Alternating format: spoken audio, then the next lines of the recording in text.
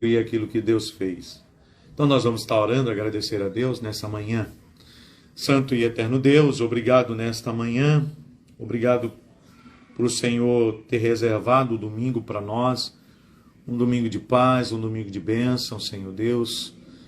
Obrigado pela noite de sono que nós tivemos, alguns puderam colocar a sua cabeça no travesseiro e ali ter uma noite de sono tranquila. Outros não tiveram essa oportunidade, passaram a noite quase todo acordado, pensando nas situações adversas. Somos seres humanos, mas acalma o nosso coração, Senhor Deus. Nosso trabalho é descansar em Ti, Senhor, e queremos descansar em Ti. Mas isso acontece conosco. Nós somos homens e mulheres que nos preocupamos com o dia de amanhã. Se não fosse isso, no Sermão do Monte, o Senhor Jesus não tinha falado isso para os discípulos, né? Não se preocupar com o dia de amanhã, porque nós nos preocupamos. Mas esteja conosco nesses minutos que nós vamos passar aqui, de partilha, momento onde nós vamos nos alimentar da palavra e que Deus possa estar cuidando da gente durante todo esse tempo. Obrigado. Amém. Amém. Que Deus esteja nos abençoando e cuidando da gente, tá? Como eu disse essa semana, eu tenho um livro muito bom, né, do Luciano Subirá, que eu tô lendo, né? Porque eu leio mais de um livro, né, por vez, e às vezes eu paro, porque tem outras coisas, eu acabo não terminando de ler todos, né, assim, rapidamente. Mas esse livro aqui, A Graça Transformadora, do Luciano Subirá, não estou fazendo propaganda nenhuma, porque eu não ganho dinheiro nenhum fazendo propaganda de livro de ninguém, né? Queria eu que alguém me pagasse para isso. Mas eu estou aqui recomendando a você, se você puder, né, comprar, né? Vai chegar agora as festas de final de ano. Se você puder dar um livro desse aqui, que fala sobre a graça, né? A graça que alguns têm medo, né? Quando vê esse nome graça, alguns sentem até arrepios. Mas a graça, ela é transformadora, e o Luciano Subirá, ele faz uma abordagem muito boa sobre esse texto, né? Dessa graça libertadora, tá? Graça transformadora. Então, se você puder comprar, compra, tá bom? Eu recomendo. Eu não vou recomendar nada que é ruim aqui para você, tá recomendando uma coisa boa, tá? Gabi Fonseca, que Deus abençoe você, minha Gabi, que seja um momento abençoado para nós, tá? E vou falar nessa manhã, eu coloquei nas redes sociais, né, como eu sempre faço, né, a nossa live, e coloquei o título daquilo que nós vamos estar tratando nesta manhã, né? Profeta Elias, um homem antes do título. Antes do título, nós somos seres humanos comuns, né? Antes do título, nós somos pessoas comuns. Eu costumo dizer, fui fazer uma visita essa semana a alguém e a gente brincava ao redor da mesa. Nós somos comedores de farinha, tá? E um pedaço de charque no meio dessa farinha, com um copo de café ou de chá. Então, nós somos pessoas comuns. Pessoas comuns, tá? Então, antes do título, o profeta Elias, ele era um homem comum. Ele tinha uma vida antes do título dele. Eu gosto muito quando Tiago, no seu capítulo 5, Tiago no capítulo 5, ele diz assim para nós, tá? Tiago no capítulo 5. Elias, por exemplo, humano como nós, orou com fé para que não chovesse, não choveu nem uma gota durante 3 anos e meio. Depois orou para que chovesse, choveu. As chuvas vieram e a vegetação começou a crescer de novo. Elias era um homem como nós. Elias era uma pessoa como eu e você, tá? Elias tinha suas problemáticas, né? A gente que gosta de colocar rótulos nas pessoas, né? Os heróis da fé. Esses homens, essas mulheres, relatos bíblicos, né, que nós temos na história, nunca se autodenominaram como heróis da fé. A gente que com o tempo foi colocando esses títulos nas pessoas. Essas pessoas eram pessoas comuns. Elias era uma pessoa comum mesmo, tá? Eu vou ler aqui, lá em 1 Reis, no seu capítulo 17, tá bom? 1 Reis, no capítulo 17, a partir do seu versículo 1. Eu vou saltitando aqui alguns versículos, tá bom? 1 Reis, capítulo 17, a partir do versículo 1. Elias, o tesbita, que vivia entre os colonizadores de Gileade, confrontou Acabe, assim como vive o Eterno, o Deus de Israel, a quem sirvo. Nos próximos anos haverá uma severa seca no país. Não cairá uma gota de orvalho ou uma gota de chuva enquanto eu não ordenar. Deus usa aqui Elias para falar para Acabe, o rei, que não vai chover por 3 anos e meio, tá? Vamos lá para o versículo 5. Elias obedeceu à voz do Eterno. Ele se instalou perto do riacho de Querite, a leste do Jordão. Os corvos traziam comida para ele de manhã e de tarde. De manhã e de tarde, tá? Os corvos traziam comida para ele de manhã e de tarde, e ele bebia água do riacho, o riacho que passava ali, tá bom? Versículo 7. Depois de um tempo o riacho secou por falta de chuva, e o Eterno disse a Elias: vá para Serepta, que fica em Sidom, e permaneça ali. Já instruí uma mulher que mora ali naquele local para providenciar comida para você. Então, sai daí do riacho de Querite e vai agora para Serepta. Vai ter uma mulher lá que vai cuidar de você, né? E versículo 10. E foi para Serepta, e na estrada da cidade encontrou uma viúva apanhando lenha. Ele perguntou: por favor, poderia me dar uma jarra de água? Estou com sede. Quando ela fez a menção de buscar água, ele disse: e também, por favor, traga alguma coisa para eu comer, né? Para eu comer. E ela respondeu: assim como vive o Eterno, o Deus de Israel, juro que não tenho nada para comer. Tenho uma vasilha de farinha e um pouco de azeite numa botija. E estou apanhando uns gravetos porque vou preparar alguma coisa para meu filho e eu comermos. Depois disso, só nos resta morrer. Versículo 13. Elias disse a ela: não se preocupe, faça o que você disse, mas antes prepare um bolinho para mim e traga aqui. Depois prepare uma refeição com o que sobrar para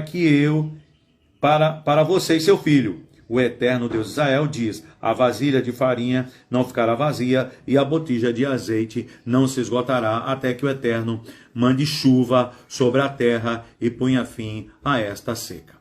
E ela fez, né, o que Elias pediu, tá? Ela fez o que Elias pediu. Então, voltando aqui ao tema que eu quero tratar, né? Profeta Elias, um homem antes do título. Elias, ele vinha de uma região difícil, a religião de homens brutos, né? E Deus separa esse homem, né, dessa região de homens brutos, né? Vamos ler aqui algumas coisas que eu anotei, tá? Elias aparece em um dos momentos mais difíceis de Israel. O personagem Elias aparece em um dos momentos mais difíceis de Israel, onde Acabe foi levado a rei, né? E Acabe não foi um bom rei. Ele foi idólatra e outras coisas aconteciam no reinado de Israel, tá?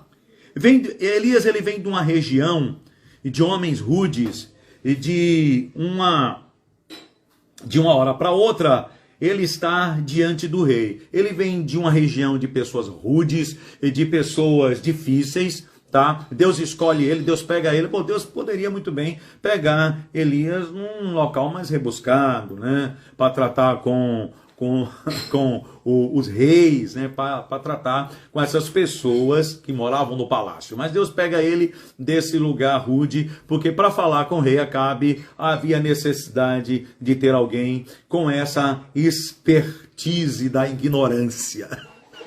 Se pode dizer, né? A expertise da ignorância. Aí Deus leva Elias para conversar com o rei Acabe, tá bom?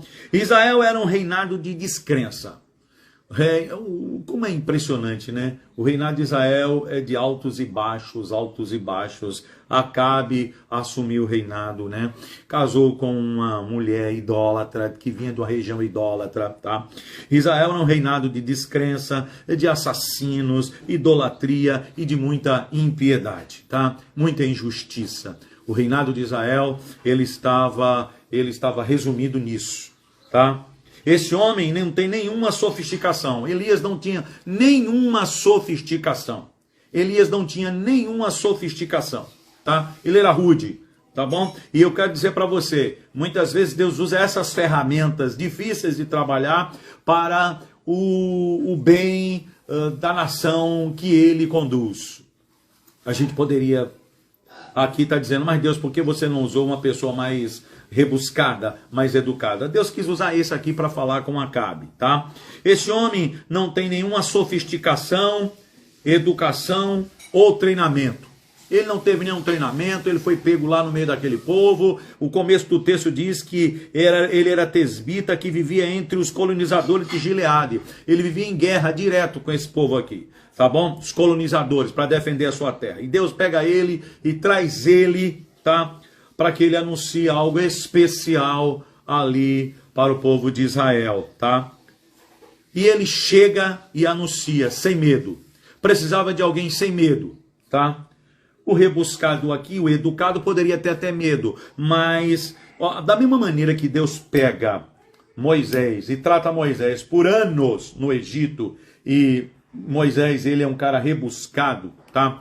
Deus pega Elias, um bruto, um ignorante, para falar com Acabe. Havia necessidade. Então, quero dizer para você que Deus não faz discriminação, tá?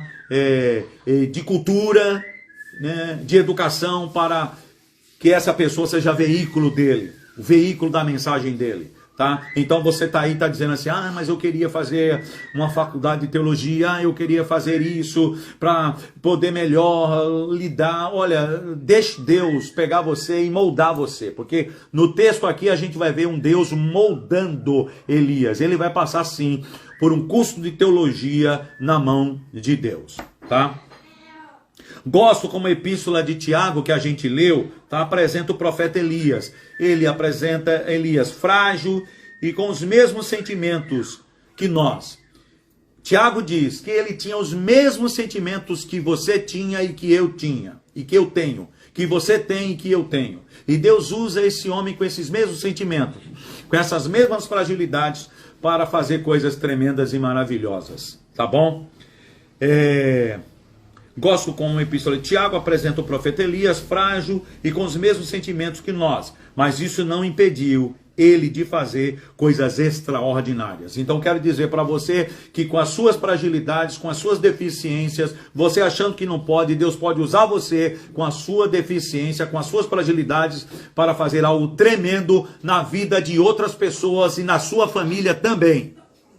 Deu para você entender? Você, eu não consigo. Deus pode usar você. Com tudo isso, na sua família, você ser um instrumento de Deus na sua família para levar paz, trazer justiça, entendeu? E pregar a salvação no meio da sua família, tá bom? Apesar dessa intimidade toda com Deus, precisava Elias, apesar dessa intimidade toda com Deus, precisava Elias aprender algumas lições importantes para enfrentar o que viria de pior. Apesar dele ter chegado para Acabe e ter dito, olha, Deus disse que vai parar de chover por 3 anos e meio aqui, ó.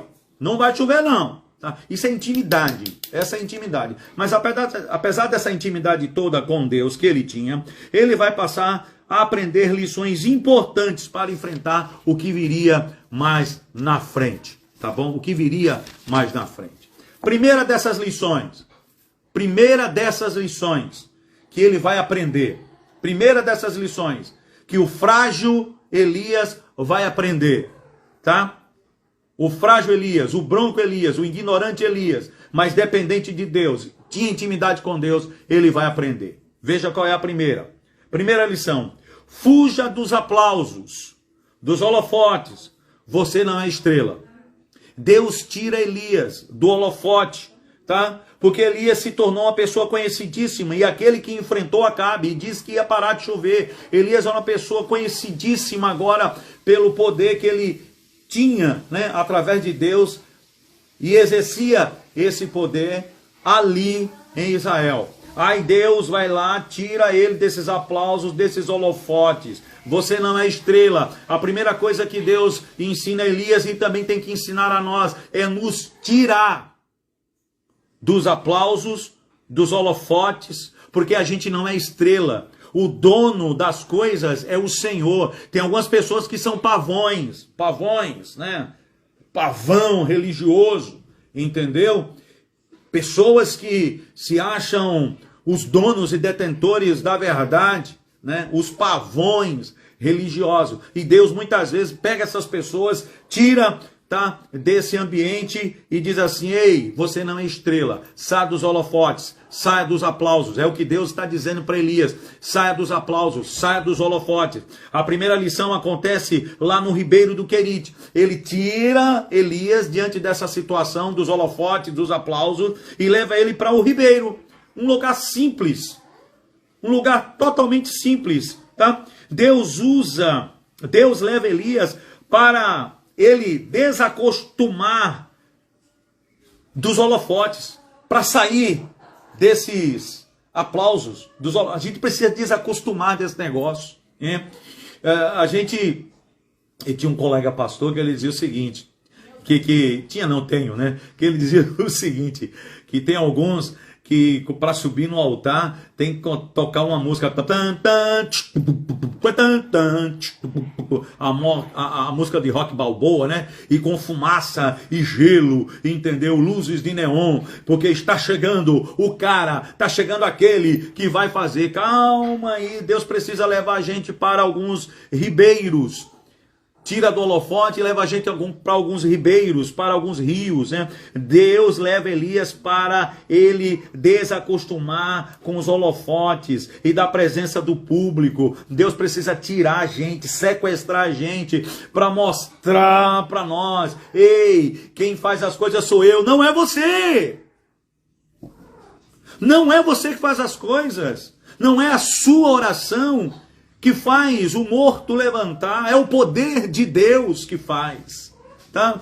Não é a sua mensagem que você traz um domingo à noite, na terça ou em outro dia, que vai trazer as pessoas ao altar e se entregar a Jesus. Você é um instrumento de Deus, sim, um instrumento de Deus, mas quem faz todo o processo é o Senhor, e através do Espírito Santo Ele faz essas coisas, não é? Vamos lá. Deus leva Elias para ele desacostumar dos holofotes, da presença do público, para colocá-lo na linha e reduzi-lo ao homem que confia em mim em toda situação. Deus tira, reduz ele ao que ele quer. Esse reduzir é moldá-lo. E ele molda onde? Lá no ribeiro de Querite, não é? Ei, você confia em mim. Confia em mim, confia em mim, eu que faço através de você, Elias. Querite vem do verbo hebraico que significa cortar, colocar no tamanho certo. Deus precisa muitas vezes cortar, colocar a gente no tamanho certo, que Ele quer, na bitola dele, para que eu e você nos encaixemos naquele chamado que ele tem para nós, tá? Então, ele leva ele para Querite, né? Ou esse riacho de Querite, que tem um significado de cortar, colocar no tamanho certo. Deus muitas vezes nos leva para lugares para nos cortar e colocar no tamanho certo. E você não pergunte o porquê Deus está fazendo isso. Mas é Deus que está levando você para o Querite, para cortar você, colocar você no tamanho certo, porque você e eu, nós não somos nada. Você acha que é alguma coisa? Eu acho que sou alguma coisa, eu não sou nada. Eu tenho que passar pelo Querite, pelo riacho, aquele lugarzinho, aquele fiapo de água. E ali no fiapo de água só depender de Deus. Você que acha que é alguma coisa. Eu que acho que sou alguma coisa. Deus precisa mostrar para nós, com essas ações, que quem manda sou eu. Eu preciso cortar de você algumas coisas, eu preciso tirar de você algumas coisas, eu preciso colocar você no tamanho certo para eu usar você de maneira tremenda e maravilhosa. E a gente vai ver o que acontece com Elias depois disso, né? Deus muitas vezes nos coloca na direção certa, nos tirando de atividades que nos tornam estrelas. Nos tornam estrelas, irmãos. Hoje o que a gente vê é muitas estrelas. Eu fico vendo algumas postagens, porque eu sou muito ativista, e os irmãos e irmãs sabem, tá? E os colegas, eu sou muito ativista aí nas redes sociais. Eu fico vendo cada coisa, pelo amor de Deus, tá? Os superstars, né, religiosos, né, as estrelas, né, e as igrejas estrelas, porque além de ser estrelas, tem as igrejas estrelas, que eu fico imaginando o seguinte, se esse pessoal tem tempo para viver, entendeu? Porque é programação dia tal, final de semana tal. Eu digo, vem cá, o pessoal dessa igreja, ela tem tempo, o pessoal desse espaço religioso, dessa comunidade de fé, tem tempo para família, tem tempo para evangelizar os seus ao redor da mesa, entendeu? De tantas atividades que se tem. Mas aí é outro assunto, tá? Então, primeira lição, Deus, ele nos tira dos holofotes, dos aplausos, para cortar e nos colocar no tamanho certo. Se você está em cima de uma cama, se você está passando por um processo de imprensado e estreito de Deus, pode aí desconfiar que Deus está fazendo alguma coisa com você, e eu sei o que eu estou dizendo. E eu sei o que eu estou dizendo. É isso mesmo, Lidiane. Muitas vezes os donos da razão e da verdade, tá? Então, ó, Deus nos tira do holofote para cortar e nos colocar no tamanho certo que Ele quer para eu e você ser usado por Deus. Segunda lição, quando andamos com o Senhor por muito tempo, vamos descobrir que as provas se sucedem uma atrás da outra, da outra e da outra. Se a gente for pegar o texto aqui, quando ele sai de Querite, ele vai para o ribeiro de Querite, o ribeiro seca. Vai ter momentos que aquele lugar, que é um oásis, vai secar. E você vai ter que sair dali.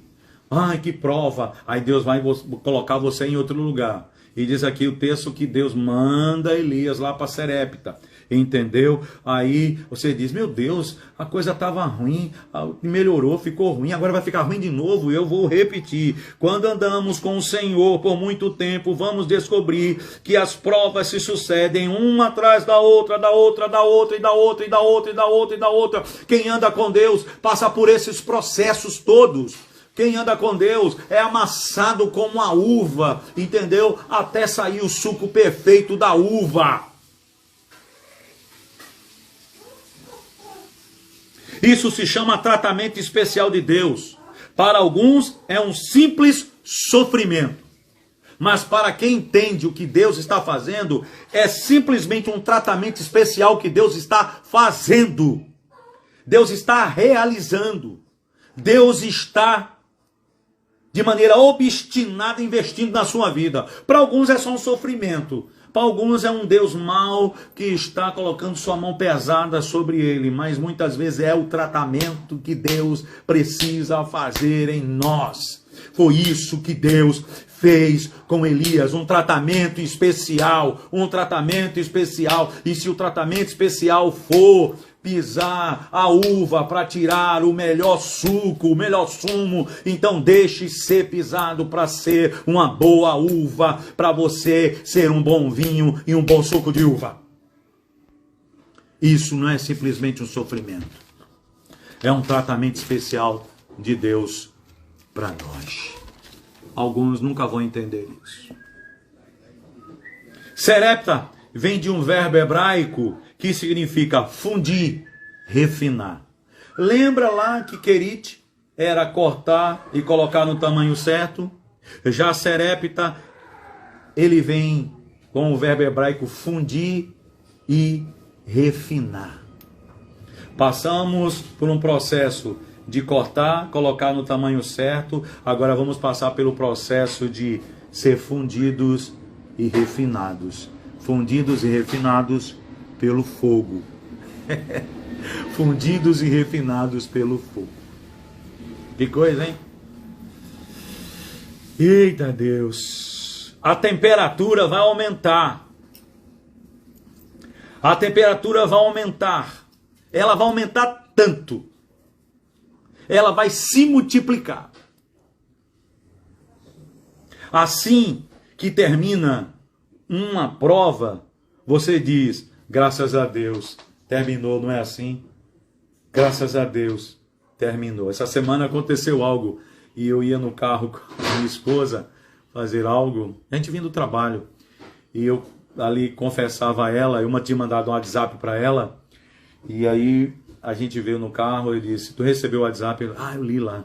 Eu disse, graças a Deus, né? Terminamos essa prova. Agora vamos nos preparar para a próxima. Entendeu? Porque tem uma próxima. Resolvemos essa, agora vamos nos preparar. Forças para a gente resolver a próxima que vem, tá? Então, assim que termina uma prova, você diz assim, graças a Deus, terminou! Terminou! É tetra! Terminou! É tetra! Então aparece outra, onde as chamas estão mais quentes ainda. Siquerite, o Ribeiro, ele achou que era uma provazinha difícil, agora imagine em Serepta, tá? Em Serepta a fornalha vai aumentar alguns graus, tá? E as chamas vão ficar mais quentes, tá? Tudo que acontece na vida de Elias, através das provas, tem um propósito para o futuro. É pensando no futuro. Deus está pensando no futuro. Quando Ele faz isso com você, Ele está participando, Ele está pensando no seu futuro. Tudo que Ele faz hoje é pensando no seu futuro. O ferro, quando ele aquece uma temperatura alta, entendeu? É pensando numa construção no futuro. A construção de um prédio, a construção de uma casa, entendeu? É no futuro. Então hoje Deus está afinando, né? Fundindo e refinando, é pensando em você, no futuro. Eita, que Deus maravilhoso, né? Quando eu leio um texto desse aqui, eu fico assim, agradecido a Deus, porque existem esses textos de confronto para nós. Porque muitas vezes a gente abre a Bíblia, né, só para aqueles textos assim que diz, você é bom, você é maravilhoso. Oh, não, esses textos aqui é que nos fazem, entendeu? Despertar para a vida. Nos confronta, tá? Em toda prova Deus sabe onde estamos. Há momentos em que até achamos que Deus esqueceu de nós. Em todo momento, nós achamos que as situações que estamos passando, entendeu? E achamos que Deus esqueceu de nós. Em toda prova, Deus sabe onde estamos. Em toda prova, toda ela, onde você estiver, Deus sabe onde você está. Onde você estiver na prova, Deus sabe onde você está. Ontem eu vi um filme documentário, mas um filme, né? Do George Foreman, tá? A história real do George Foreman. Ele foi um fugilista, né? Meados da década de 60, e ele passou por um processo de refinação de Deus, tá? Eu estou aqui indicando para você a história real de George Foreman. Um fugilista sensacional. Se você puder ver. Ô Léo, que Deus abençoe você, querido. Vá, veja. Pega aí uma tarde para você sentar e ver. E ele se transformou em um pastor e ele é um grande ativista social, né, que se tem nos Estados Unidos, tá bom? Mas veja o filme. Sensacional o filme. Deus leva ele a passar por algumas situações de fundir e de refinar a vida dele para o futuro. Tá? Em toda prova Deus sabe onde estamos. Há momentos em que até achamos que Deus esqueceu de nós, não é?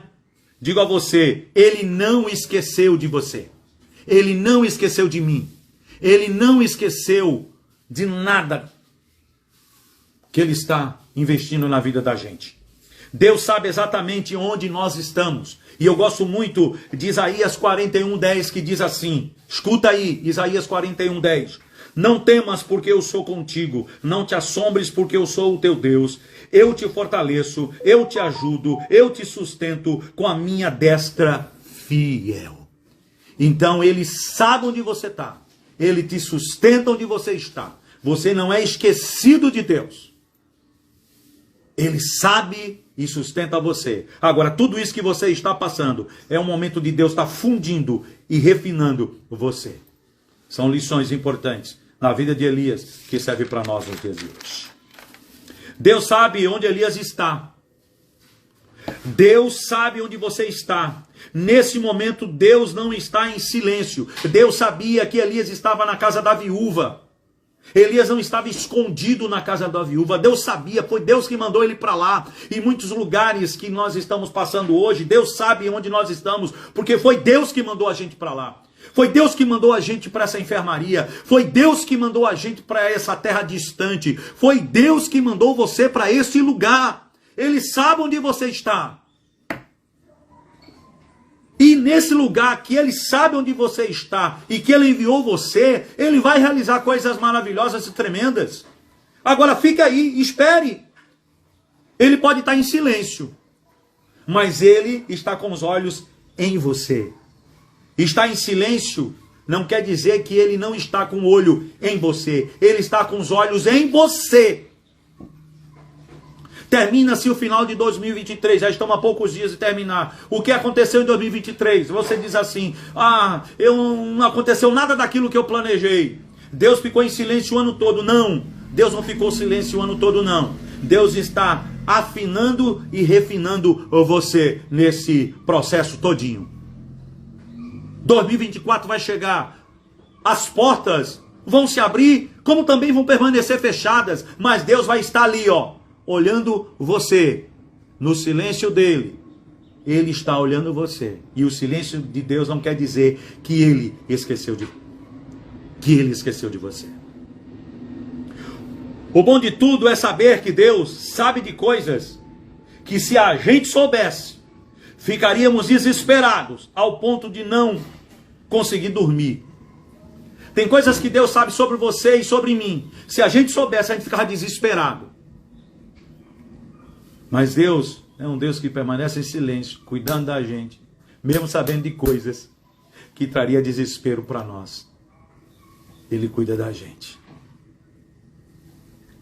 Ir para Serepta é entender que as coisas grandes começam a acontecer na vida de Elias e nas nossas, quando reconhecemos as coisas humildes. Reconheçamos as coisas humildes. Reconhecemos as coisas humildes. Desprezamos muitas vezes, mas reconhecemos as coisas humildes. Essas coisas insignificantes. Você que sempre viveu aqui no topo, tem um momento que Deus desce e coloca você aqui. Reconheça essas coisas humildes, pois nelas estão guardadas segredos tremendos de Deus para mim e para você. Amém? Para mim e para você.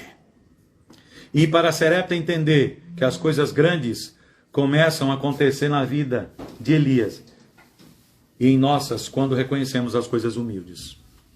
Está comendo um pão? Dê glória a Deus. Você está comendo uma picanhazinha? Dê glória a Deus. Você está comendo um ovinho? Dê glória a Deus. Você está comendo uma farinhazinha quebrada com ovo? Dê glória a Deus. Você está tomando um chazinho de capim-santo? Dê glória a Deus. Opa, acordou de manhã, só tinha bolacha? Dê glória a Deus. Opa, acordou de manhã, só tinha um gole de café? Dê glória a Deus. Dê glória a Deus. Porque tudo tem um propósito dele. Pensando hoje e no futuro. Elias, ao chegar na casa da viúva, foi abençoado. Deus usa essa mulher humilde para mudar a história do famoso profeta do Senhor. A gente pensa que foi Elias que abençoou a viúva. É engano, gente.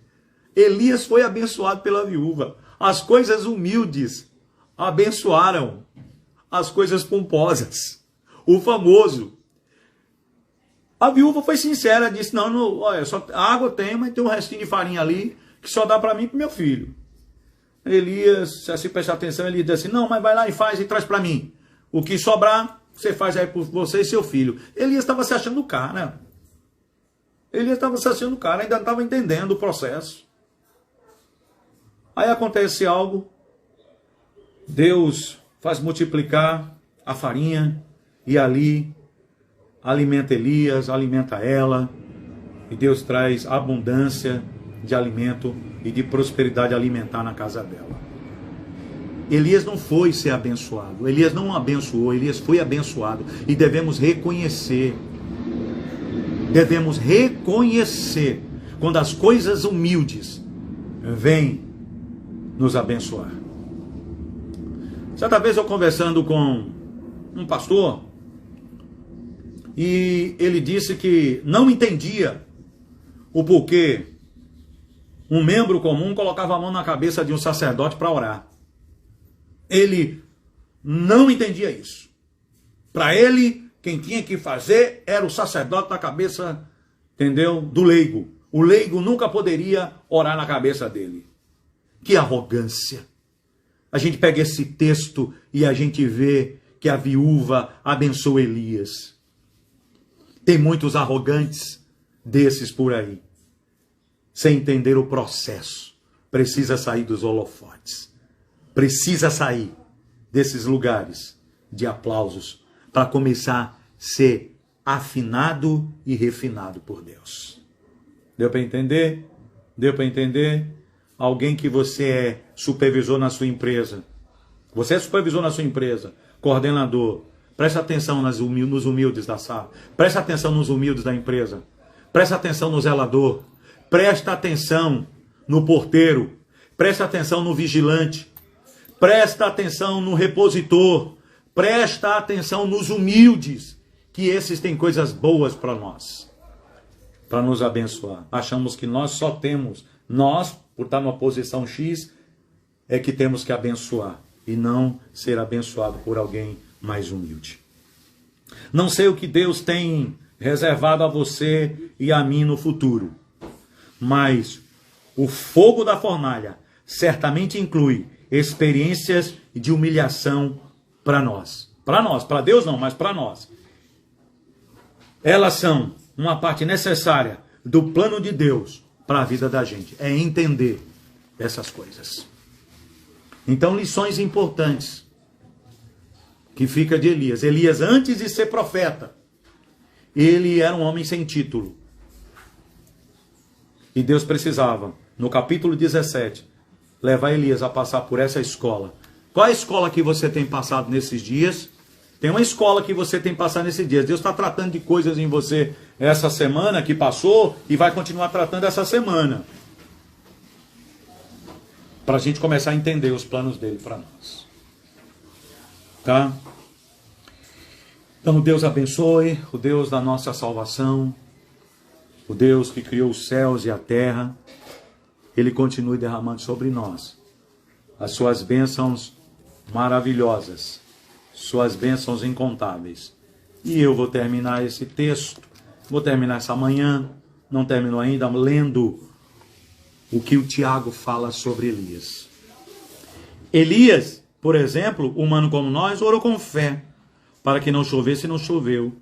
Nenhuma gota durante 3 anos e meio. Depois orou para que chovesse e choveu. As chuvas vieram e a vegetação começou a crescer de novo. Tá? Elias, homem como eu e você, com as suas deficiências. Deus vai e faz algo extraordinário. Tá? Com as suas deficiências. Aquele dia que não dá vontade da gente levantar da cama. Aquele dia que não dá vontade da gente trabalhar.